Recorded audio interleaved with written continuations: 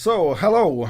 Nice to have you here, Alan. This is our new interview we have with our what we do with Cebas Visual Technology. We interview people from the industry, and just go ahead. Tell us a little bit about you, who you are, and what you do, and all other stuff you want to reveal about you. I'll reveal too much. No, thanks, Edwin. It's great to be here, I guess. And yeah, so my name's Allan McKay, and I'm a VFX supervisor. Usually, I would say I'm based in LA, but I just moved up north actually to Portland. So yeah, but I've been working in this industry for well over 20 years now. I've worked for studios like Industrial Light and Magic, Blur Studio, Atomic Fiction, Ubisoft, Activision, a lot of places. But yeah, I mean, I came from working in 3D originally from Australia, and I've worked all over the world in a lot of different countries. And I don't know, I tend to get a lot of work blowing stuff up, killing vampires, and lighting little girls on fire, which again I'm doing on another project right now. I think this is number five for the little girls, and I think it's like the 10th zombie project. So I don't know, I can't escape it. Ah, okay, so you must not like nice weather then. Why did you move up to a rainy area? Well, I'll try and keep this short. To be honest, I came from Australia. I moved to LA because LA was the closest thing to Australian weather I could find, and Yeah. obviously the film industry is there as well.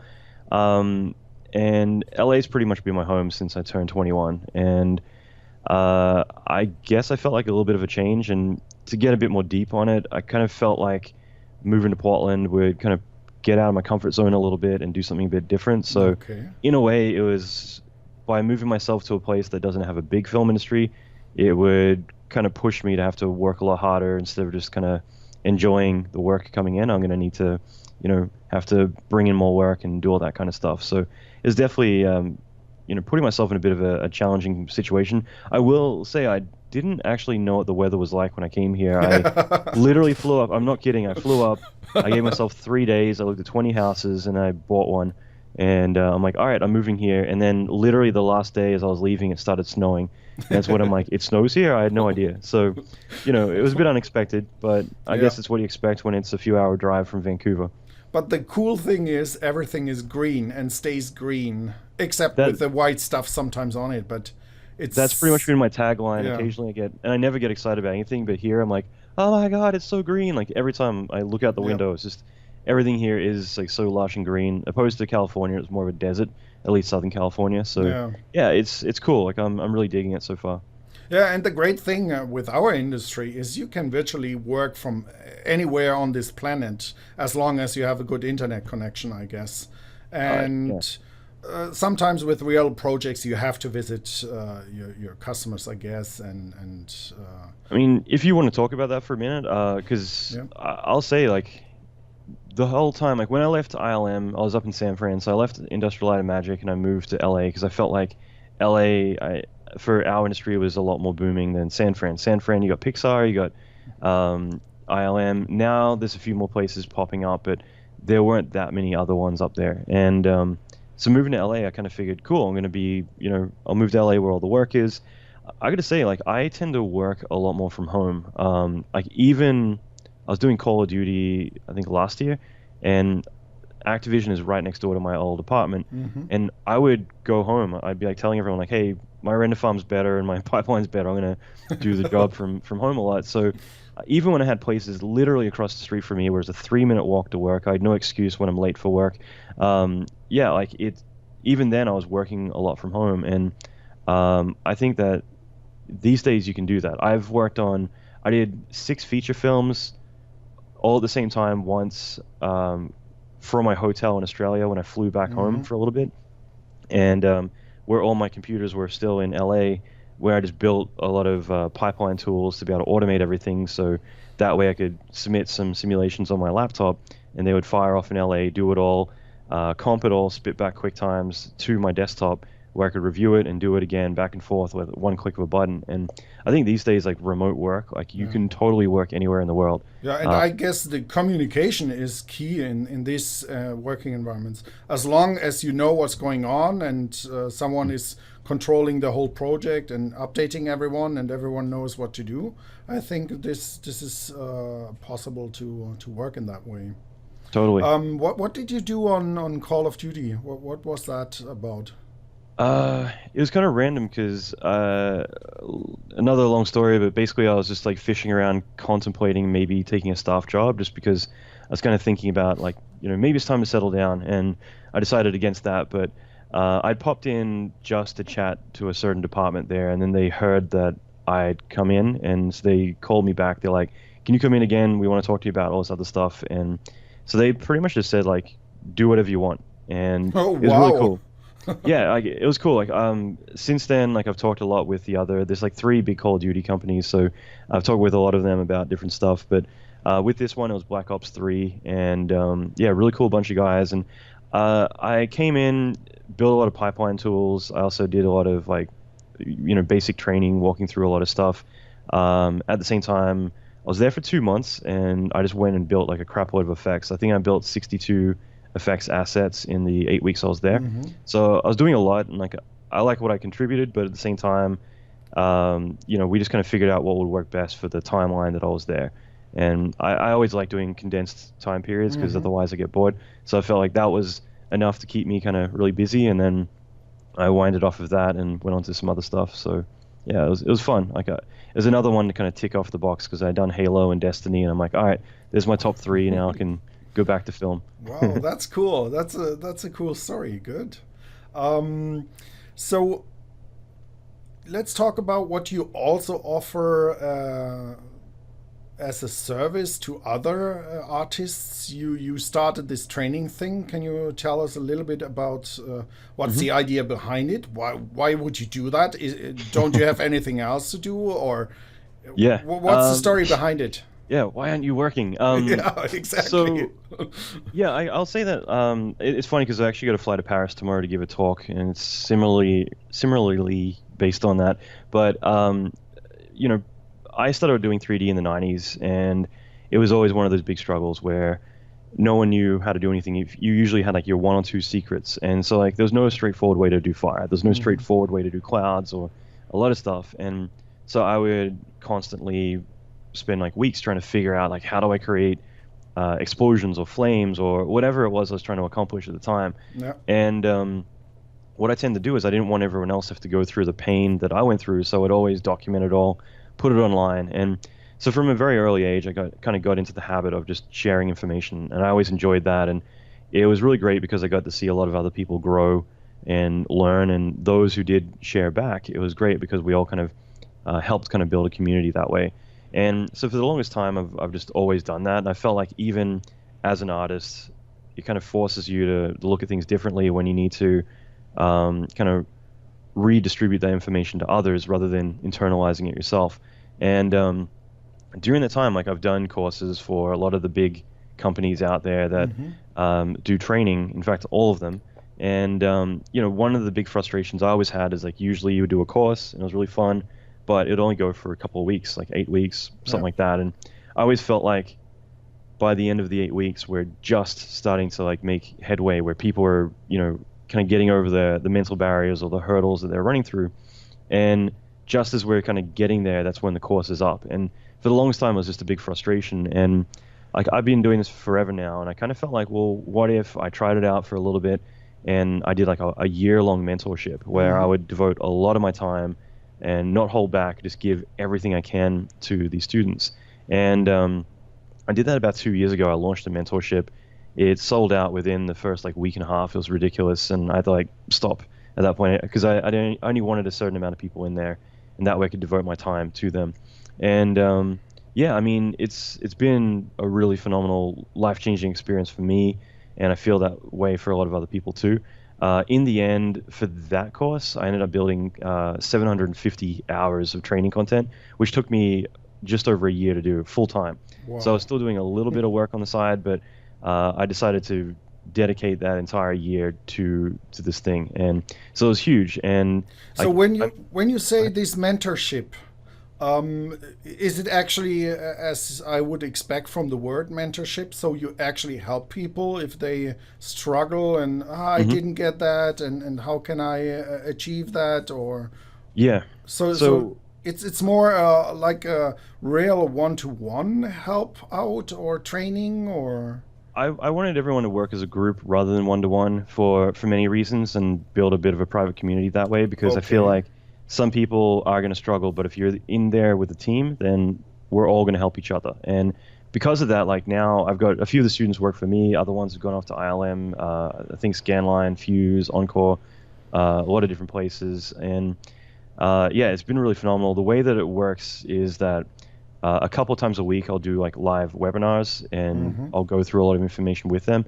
And that way, the way that I do that is it's more kind of like reviews if you're doing like dailies in production. Yeah. Because I always found that to be really interesting. Like at ILM, place like that, you would go into dailies and you would sit there and you would have someone who invented visual effects, basically like Dennis Murin or John Knoll, Pablo Hellman, all these guys who would review your work, and they would tell you what to do to make it better. And Mm-hmm.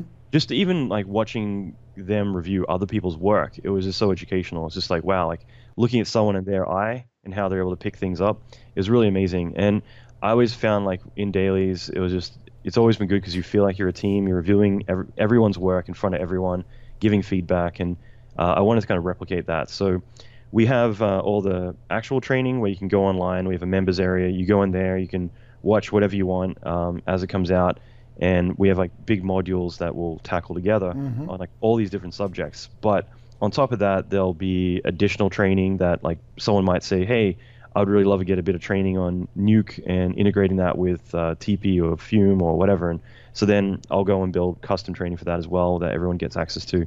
But in addition to that, we have the forums, we've got a live chat room. So again, some people just want to be fully immersed, and I want to encourage that immersion rather than saying like, no, this is all we're doing. So we have all those things just as a support system, as well as a Facebook group as well. So some people are really social. They're all hanging out. This week in Paris, we're all going to catch up. Everyone who's in Europe are all flying in. We're all going to get together for drinks and hang out. Mm-hmm. So I really feel like we've kind of built that kind of family connection. But on top of that, we do the reviews, which I find is just awesome because everyone will just post the work that they've got. We do a live webinar, and I'll unmute the person who I'm talking to at the time, and I'll walk through their shot, review it, sharing my screen.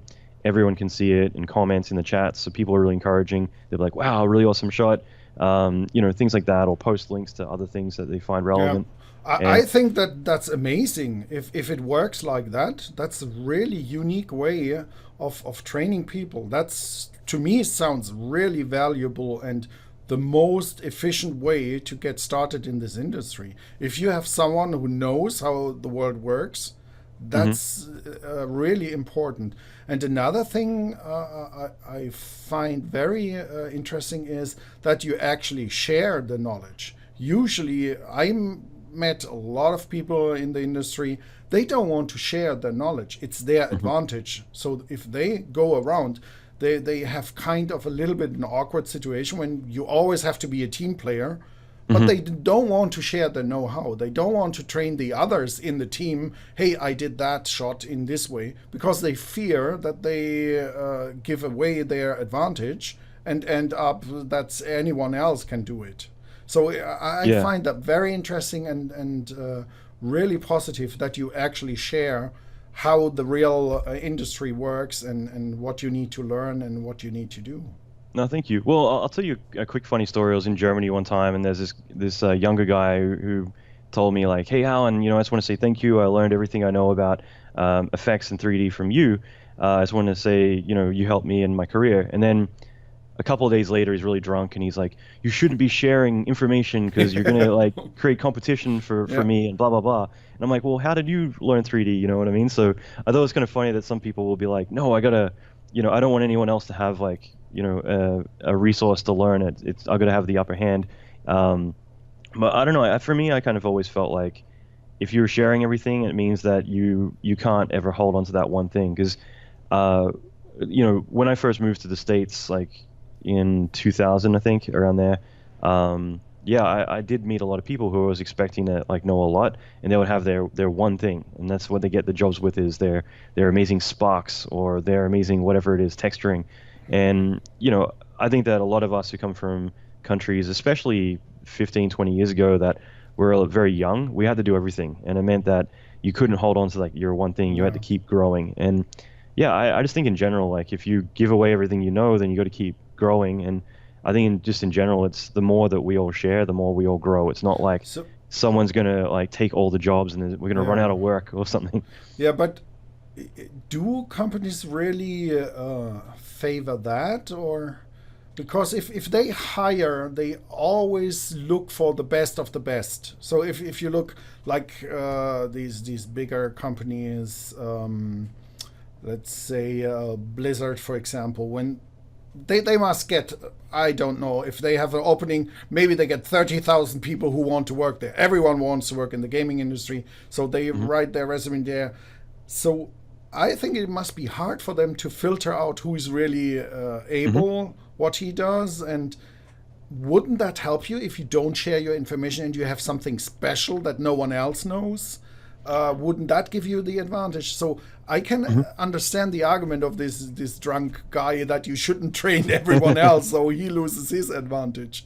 So right. Well, how's the industry working now? How is the job interview working? So what do you think someone needs to have as skills?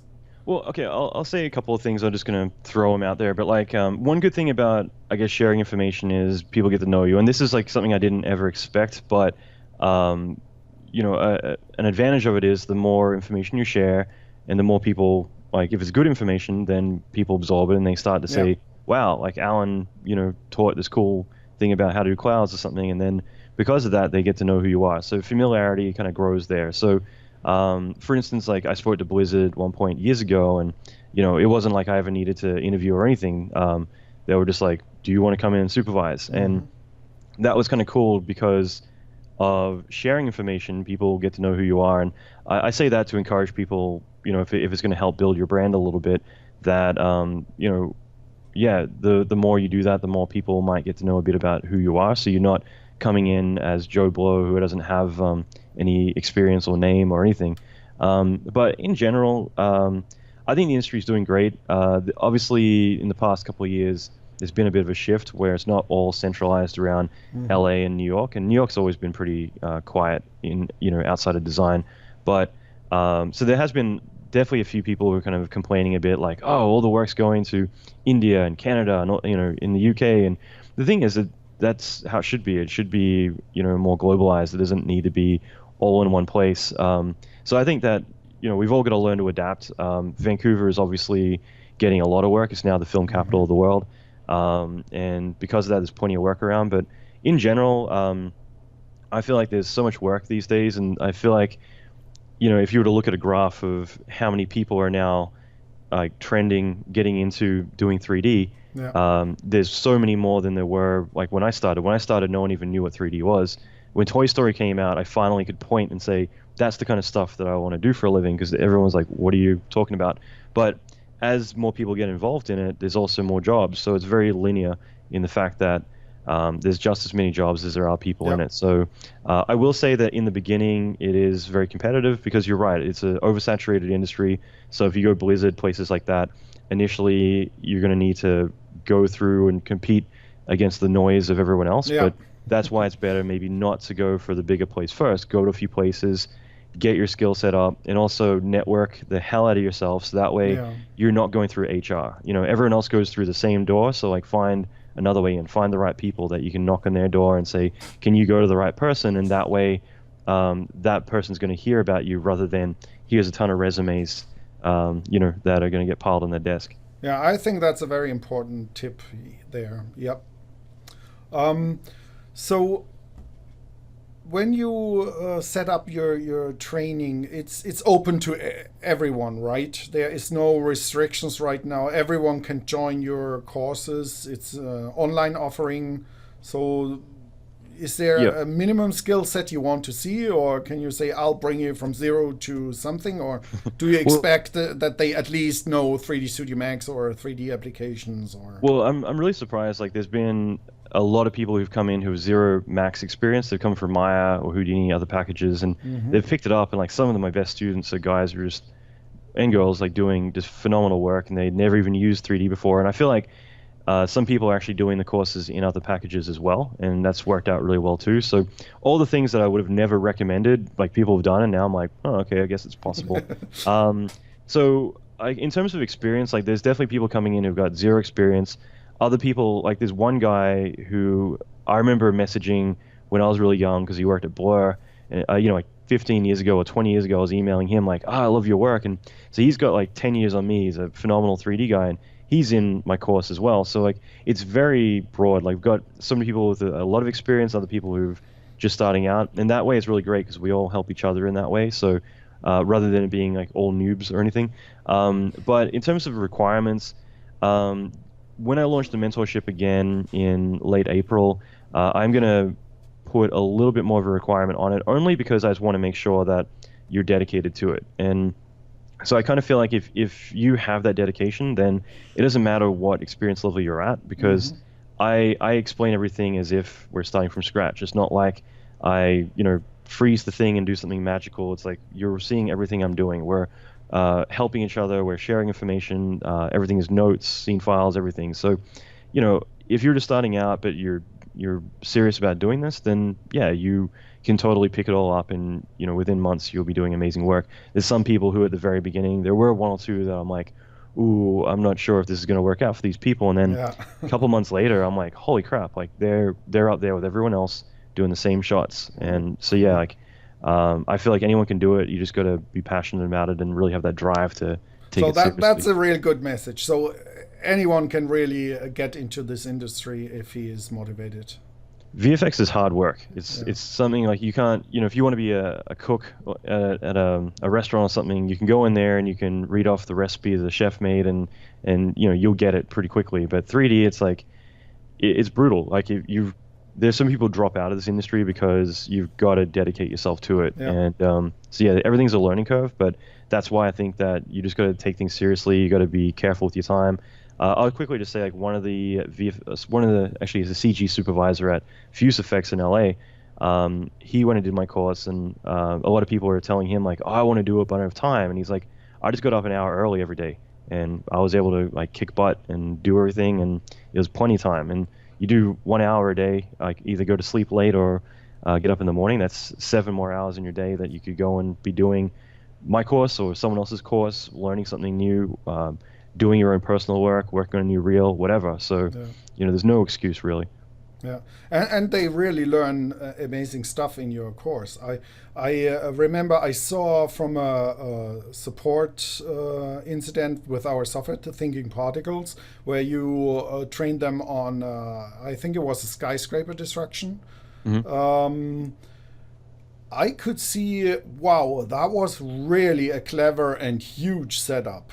And I was amazed that a student can just learn that in that way, because it was a really complex, amazing setup that had multiple levels of destruction. You had the, as you usually do it, you had the main destruction, then you go smaller and smaller, more fine detail, add more debris, get broad finer, and all this stuff. So I find that really amazing that actually people, if they're dedicated and take the time, that they can learn that and get it in that way. So that's really cool.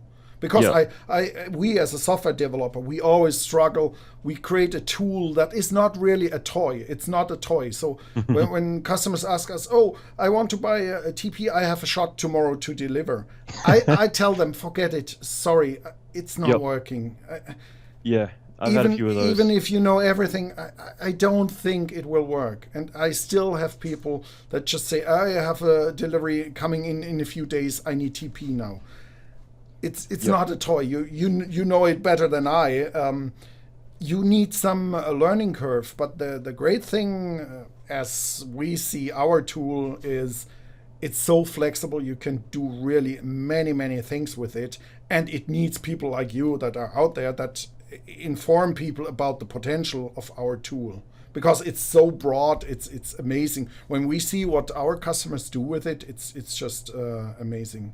I've always liked that idea of like how interesting it would be from a software developer's point of view, seeing what people do with something, because most of the time, like what any of us would do is completely what the software is not designed to do. And that's what I've always loved about Max, especially, was just the fact that it's so flexible. You could be doing stuff that it makes no sense. You're just building these complex setups, but you can do something completely different to what something was intentionally made for it to be used for. So I always thought it'd be kind of interesting, like whether it's Fume, whether it's TP, whether it's all these other plugins and other software platforms, like just seeing like what kind of cool stuff gets made from your baby that you might have initially made it for doing a certain thing, and suddenly it's being used for completely different things altogether. I think that's kind of cool. Yeah, and talking about 3D Studio Max, so you train on 3D Studio Max. Do you also support other platforms, Maya and? Yeah, I grew up in 3D Studio DOS days. Like I started before that even. I started in Vray and kind of moved over from there. But Max has always kind of been my go-to. But there's been times where like Max and Maya I started at the same time. I messed around a little bit with Prisms before Houdini came out. But for the most part, like I've used those three, like Houdini, Max, Maya, extensively. I always go back to Max, and it's just because there's always been such a robust amount of plugins available for it, which is a pro and a con. But I just felt like you can get things done and get things done really quick. And so, what would you say to a student? Because I get this very often where people ask us, should I get 3D Studio Max for visual effects? And I can tell them, yes, go ahead, get it. It's good enough. You can do Hollywood style, and that's all you need. But I'm not really one who can really tell people, yes, that's the right thing for you. Because we only see our world, that's our developer world, and that's around 3D Studio Max, and I can see what potential it has and how great it is for us to work with. But in the industry, I think there's more going on, because I hear about the fights with Houdini, I hear about the fights with Maya and 3D Studio Max, Cinema 4D, Modo is sometimes mentioned as well. So there's this religious thing out there. I don't want to, and I can't get involved in that, because I just see pragmatically I can do everything in Max. I don't see any reason things you can't do in Max. Yes, I understand that for character animation, that Maya is king because of all the great rigging and all the features they have for that. But generally, what would you say to a young student who needs to make a decision or wants to do a decision? Should I learn Maya? Should I learn Houdini? Should I learn Modo? Or do I need ZBrush? And these are all complicated stuff. And I always say, there's a lot. I can't answer that. And can you? Do you think you have an answer or suggestion? Well, I'll say this. Like, we always have that paralysis by analysis. Like, there's so many tools. It's just like, what do I do? And I think the big problem is a lot of people just dive in. They're like, all right, I'm going to learn them all. And I think that is a good long-term solution, but short-term, it's better just to focus on one thing and move through. I think the very first time I ever gave a talk, it was at SIGGRAPH, and someone asked me at the very end, and pretty much has been every talk I've given since then, has been like, what's the best package? Like, which one is it, Max or Maya? And I've always just said, like, I think they all suck. There's not one that I've just magically been like, this is the solution to everything. But I do think that all of them have copied each other so much now that they all can do the same thing. And there's also, as kind of like what you were saying about, like, people are very, always get into fights about it all. Like, there's a human psychology, which is the us versus them syndrome, where someone always has to have something that they can cling to and be a part of a community where they've got an enemy and they've got their thing that they hold on to tight. And it kind of goes into hazing and everything else too with the military. Like, you go through hell, then you're going to cling on to, like, I'm a military through and through for the rest of my life because I went through hell and I earned this thing. And the same thing, like PC versus Mac, everything else. So, like, people want to have that thing. I remember back in the 90s, it was like Lightwave. I don't know why it was, but it was always Lightwave people were the most brutal, really unkind people when it came to like, I'd be getting messages of like, ha ha ha, use Max and like the glow is a plugin, ha ha ha, and I'd be like, your modeler is a separate exe, like who cares? But at the end of the day, like, there is a lot of options. I use Max by choice. It's not like I use it because I'm stubborn and I grew up on it. But there were times where I moved entirely to Maya. But then Maya for effects, I felt around 2003 kind of just plateaued. It didn't really get improved much beyond that. And End Particles came out, and I remember walking out of the talk because I was expecting something really, huge improvement, and it wasn't. I ended up sitting next to Brinsmead at a bar later, and I had to like hold myself back from being like, dude, what the hell have you been doing the last 5 years? But just in general, I think that they're all great. I think the biggest thing is that Houdini is definitely a big buzzword right now, and I think Houdini is great, but it's also a lot of work to get results. So a lot of studios have kind of switched to Houdini for a little bit because they're like, we heard it's the best, and then they're like, wow, it's costing us 3 times as much to do a shot because it's 3 times as much work and everything else around it. But I think that they're all awesome. I'd say that if you look at big studios, like Scanline is obviously a huge mascot for Max and TP, and like look at most of the biggest movies being done are all being done there, all the big sequences. Look at ILM, a huge amount of ILM is being done in Max. The effects are split 50-50 between Max and Houdini, and then all the Houdini stuff typically is still rendered inside of Max. At the end of the day, like, what I would suggest is do your research, figure out like where you want to work, not necessarily what city you're in right now, but where you ideally would like to work. And that way you can start figuring out, well, what's the tools that they use there, and start to kind of go down that path. At the same time, like over time, you'll learn them all. And I could confidently walk into a new 3D package very easily now because I know all the other ones, and it's exactly the same approach with all of them. So what does it mean? It doesn't matter? What would you say to someone? Because I get these questions where they ask me, is it safe to learn Max, or should I learn Maya instead, or should I do that? And one last thing I'll say about it is because this is again like the whole debate. It's still going now. Like I'm kind of like upset that it's just like, oh my god, like let it rest, But the big thing too is to look at like who is available in your city right now too, because again, let's say that you choose a specialist tool like Houdini, that's awesome, but if you look around you, especially if you're not in one of the major cities, I guarantee there's very few people who are going to be using it. So it's one of those things you could devote yourself to one tool and then find out like everyone's using Maya or everyone's using Max, and then you're screwed because of that. So look around for like where you're going to be, what's going to be paying the bills, because if you're solely focusing on one tool and it's at this one specific studio that it's going to take you 10 years to get there, how are you going to survive for 10 years and get work if you're choosing a tool that no one uses? That being said, there is no correct answer. I will say that for me, I love Max because you can do anything with it. Everything and anything you can do with it. For the longest time, I have felt like it did dominate just because there are some amazing tools, amazing renderers, amazing plugins all coming out for it, and it had this huge upper hand over a lot of the other platforms. These days, like, I hate to say it, but there isn't a straight up answer. I would just say they're all amazing. I personally use Max just because I can do great work in it, and I can do it in a very fast turnaround. And that's like a huge advantage, is that it's so flexible and so open-ended. And I also guarantee that if you're able to do it in one package and really be able to show off what you can do, then any studio using any other package is still going to want to hire you because you can do great work, and it's pretty easy to transfer from Fume to Pyro or to Maya Fluids or whatever else. It's all pretty similar. So and as I think, I'll try to tell these people that it depends. If you want to get hired, then you need to look that you get used to the tools the studio use. And if you want to be a freelancer and build something on your own, 3D Studio Max is the way to go. That's how I see it, and I think I'm pretty right there.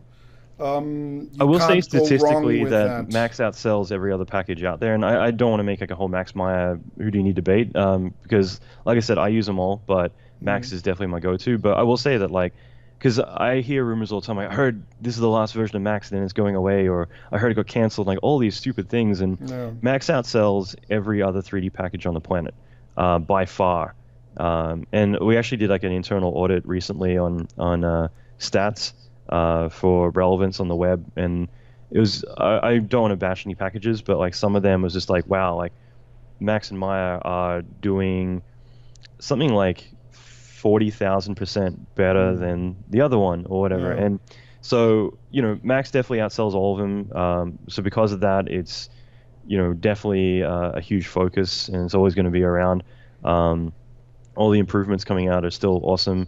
You watch all the feature films that you're watching, Star Wars, Yeah. all the big ones out right now. That's like a majority of it's all Max. So, like I said, I'm not trying to play favorites. At the end of the day, if something better came out, I would totally, switch. But Max to me is doing, like, I can work on 7 feature films at the same time and still have time to sleep, and that to me it says a lot about the tools that I'm using. Okay, so you said your students are learning these tools. What kind of tools do you have, or do you offer for training? We heard thinkingParticles for sure. You have some courses for that. I guess you also naturally have some integration with thinkingParticles with Fumefx to control fire smoke effects. Are there any other tools? Do you have ZBrush or? So my focus is on what are the industry like tools. So I've definitely researched extensively and asked a lot of people at a lot of the big studios, like, okay, just to confirm, like what software are we all using, just to make sure we're as relevant as possible. But with the mentorship, we cover a lot. Excuse me. And the reason is because I want to kind of show off, like, here's everything we can do, and we've got some really great deals in place to make sure everything's affordable, and we're all able to get all those access to those tools. But in general, though, it's a lot of ThinkBox stuff, which now is Amazon. So a lot of Krakatoa, rendering with deadline, things like that. So there's a lot of cool stuff there. TP is a huge one. Usually we comp everything in Nuke. Blackmagic's actually been kind of twisting my arm to help endorse the course as well. So we might offer some Digital Fusion and DaVinci Resolve stuff as well. But in general, it's the FX-TD mentorship is kind of bridge between learning to code as artists and also doing effects. So what I wanted was everyone coming in. Most people are like, I've never coded in my life. I'm not smart enough. I don't know math. All the barriers that we have. And the way I approach it is that you're doing it exactly how you would as an artist. And after a while, people are like, wow, I never thought I could code. And now I'm like automating everything I do. And, just at the moment, I'm doing a big project. We got to burn down all these forests. And I've created a tool where I literally just go in the forest. I start painting on all the trees. And then I hit a button and it generates, bakes, caches, renders, and builds all the scene files, passes, comps it all, does it all automatically. And that's through automating it all. But it's not like I sat there doing math. I just figured out how I would do it as an artist and then, replicated that. So that's definitely a big focus, as we do a lot with that. But the other course that I do is the live action series, which I'm still working on. It's I've invested almost $500,000 at this point of my own money. It's gotten pretty intense, just shooting with all the latest and greatest, like Red film gear, Blackmagic film gear. We've shot all over LA with a real film crew. We've been doing all modeling, tracking, everything. That one I wanted to be a bit more just like the key tools that you will use in the industry. So we're comping in Nuke, we're using thinkingParticles, we're using Fume, and we're doing in 3ds Max, we're tracking in 3D Equalizer, all the tools that are relevant and are the industry standard. So with those tools, though, it's TP is a huge part of it, and I'm not saying that as a plug. It's just it is such a powerful piece of software that it's the backbone of what we do, especially for the live action stuff. And my whole philosophy or goal of that course is to get people to a point where they're able to take a shot from start all the way to finish. And I've always felt like when you're hiring juniors, it's always a gamble bringing people in, because it's all about whether I can get them to sit in a chair and actually do shots. And a lot of people, they've done tutorials and they go in, but understanding a real production pipeline, being able to finish a shot are such difficult things that most people aren't ready for, you know, maybe a year of like really working Yeah. in the industry before they can do that. So if I can get someone to a point where they've gone through even half the course, they probably have at least 10 finished VFX shots on their reel that are real feature film shots with real footage, lit, rendered, the whole thing. And if you're able to walk into an interview and say, you know, here's my stuff, and people are like, well, what did you do for that shot? You're like, I did everything. And that means you're doing exactly what they're doing at their studio. In fact, you're doing everyone's job, not just the effects person. Yeah. So it shows that you're proven that you could sit down and you could do the work, and it's no longer a gamble. It's a sure thing that if you hire me, I'll be able to sit down in a chair tomorrow and start knocking out shots just like everyone else.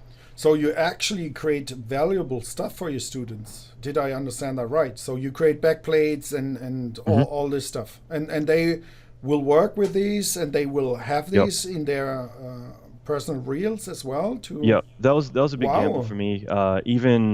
Even right up to the point of announcing the course, I was ready to pull the plug if it you know, if it wasn't quite ready, just because Yeah. you know, it's for me it's a huge financial thing to go and do it. And also on top of that, like some of the stuff we were shooting was a year and a half ago, and I'm flying back to LA to shoot the Santa Monica Pier.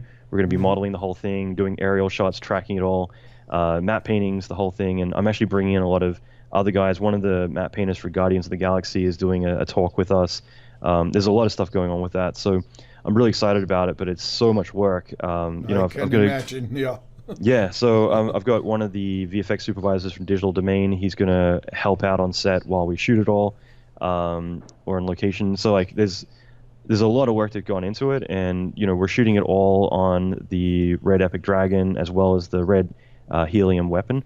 So you know, we're using the same cameras that Michael Bay shoots, like the latest Transformers and everything else. Like it's not like we're shooting with an iPhone. We're doing everything exactly how we would on a feature film set.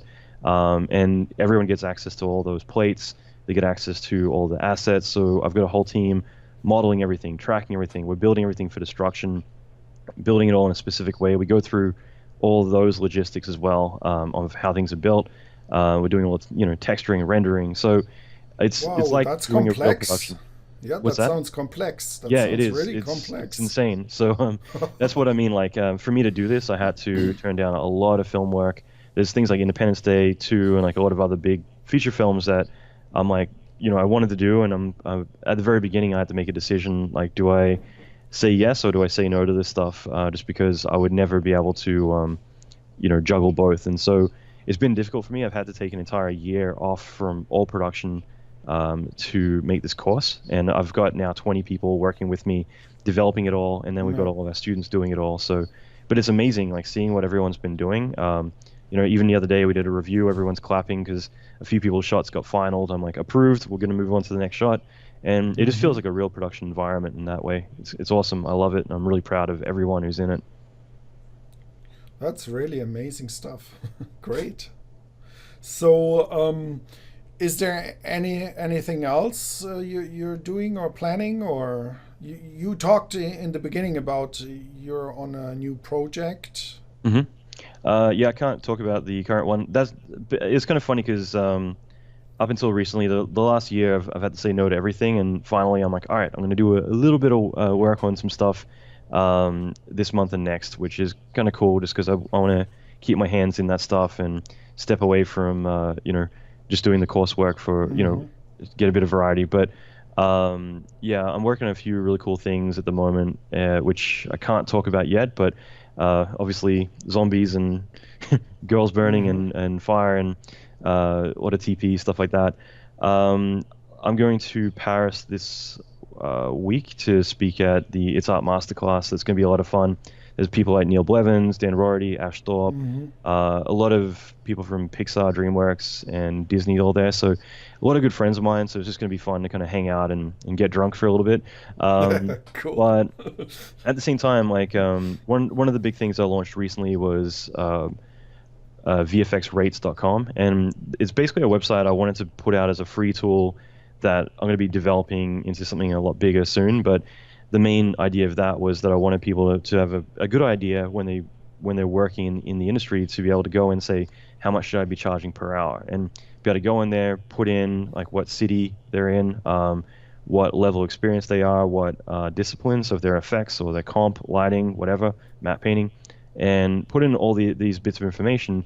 And what it will do is be able to generate like the information about like, hey, you should be charging $50 an hour based on the experience you're at. And this is based on a small brain trust of people around the world who are typically in charge of budgeting projects and know exactly what people earn, as well as a lot of sales statistics, not sales, I should say, more market statistics that we're constantly updating. So bit by bit, it's growing, but my main goal of it is more so that way people have a place to go to find out kind of roughly what they should be charging to compare with what they're currently charging. But more importantly, you might say, based on your experience, you could charge 50 an hour, but if you do these things, based on the information they put in, if you do these next few steps, then you could probably be able to charge $60 an hour. So it's more about kind of filling the gap with what the next step is to kind of raise their rate.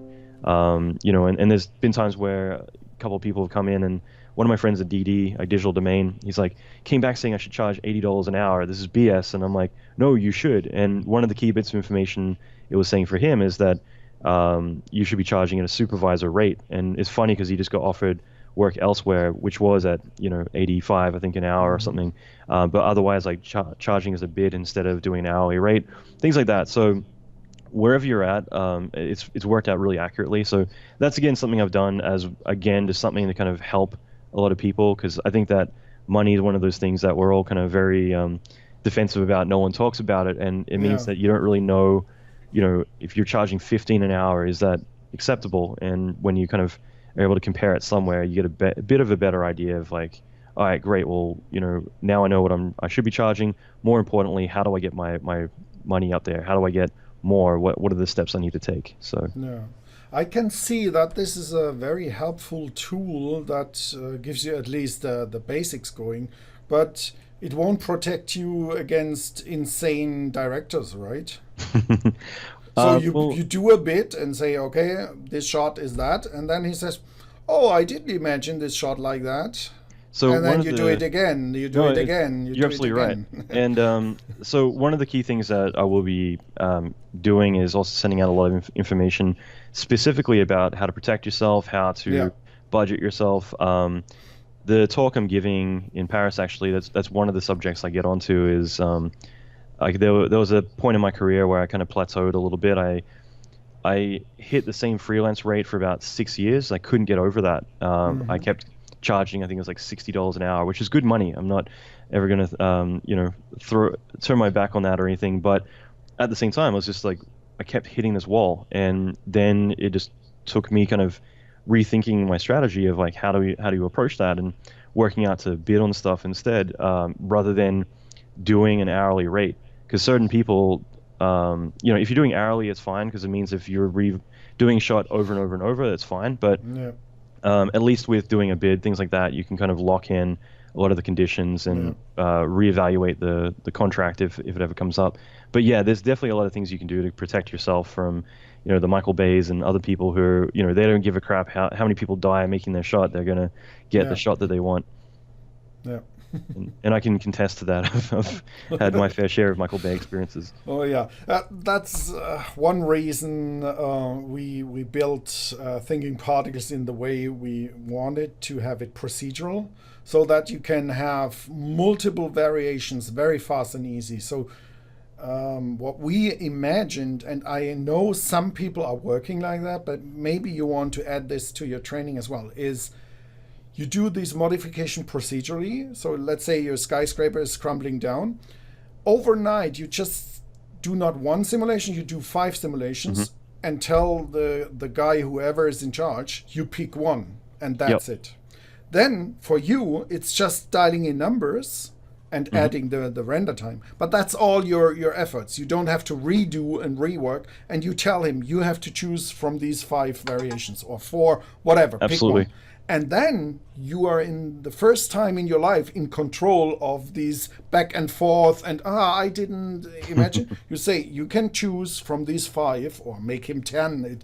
For you it's easy then to do these procedural variations. You pick from 10, and that's all the work I did. So you have 10 to choose from. That's more than anyone else in the industry will give you. One of the ways that I work is that whenever I'm starting a shot, especially let's say an explosion, something like that, where usually what happens is the director says, okay, it looks great, just make it a bit bigger. Okay, it looks great, make it a bit bigger. And what's going to happen is 10 revisions, 20 revisions. Like the number one rule in the industry is to always say version 1, because when you get to about 99, that's when they go back to 1. But usually what happens is they keep saying, make it bigger, and then they go away for the weekend, they come back, fresh eyes, and they're like, wait, that's too big. Go back like 20 versions. So what I usually will do is when I'm working on a shot, I show one that's like, the more minimal approach that's very subtle, and I put out that version. Then I put out the one that I think is right, that looks really good, and then I put out the extreme version. So you got minimal, the good one, and then the extreme. Because the extreme, then you can show it to them, and they're like, whoa, that's too big. And it means that you've set like a restriction on like what's too big, and that way if they're ever to say too big, well, you're like, well, we already decided that that was too big, remember? And they're like, oh yeah, you're right.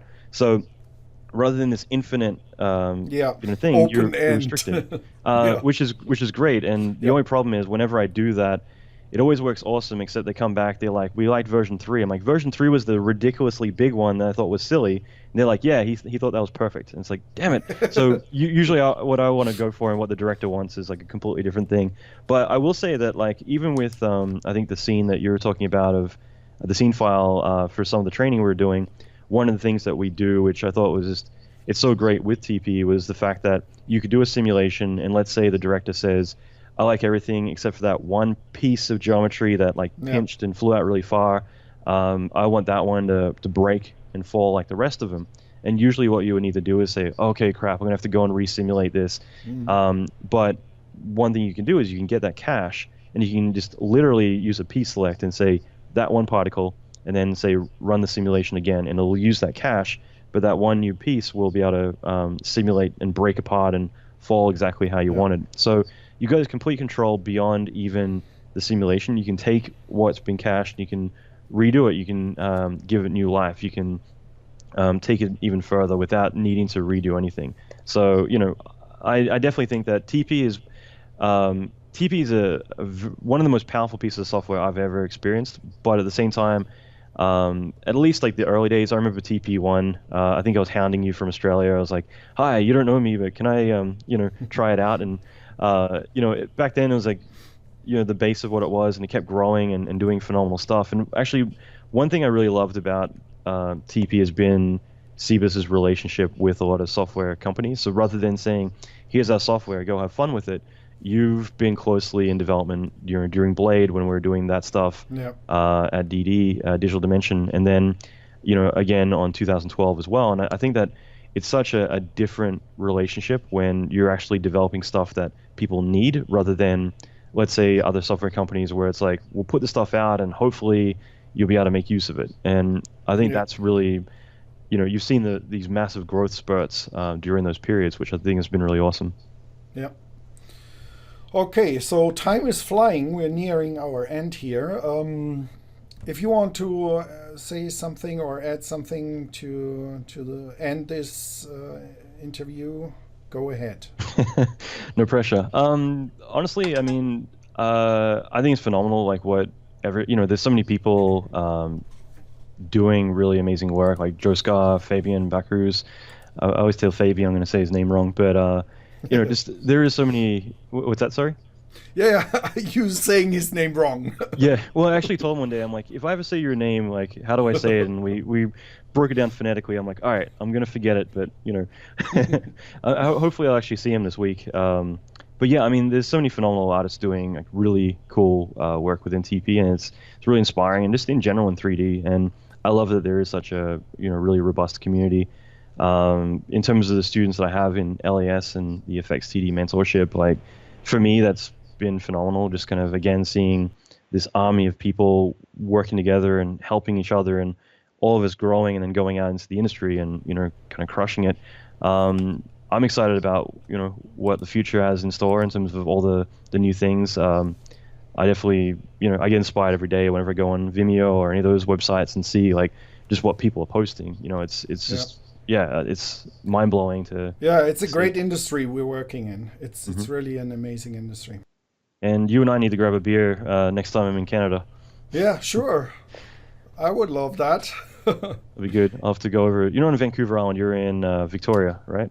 Yes, correct. Cool. Awesome. Well, I'll make the trip.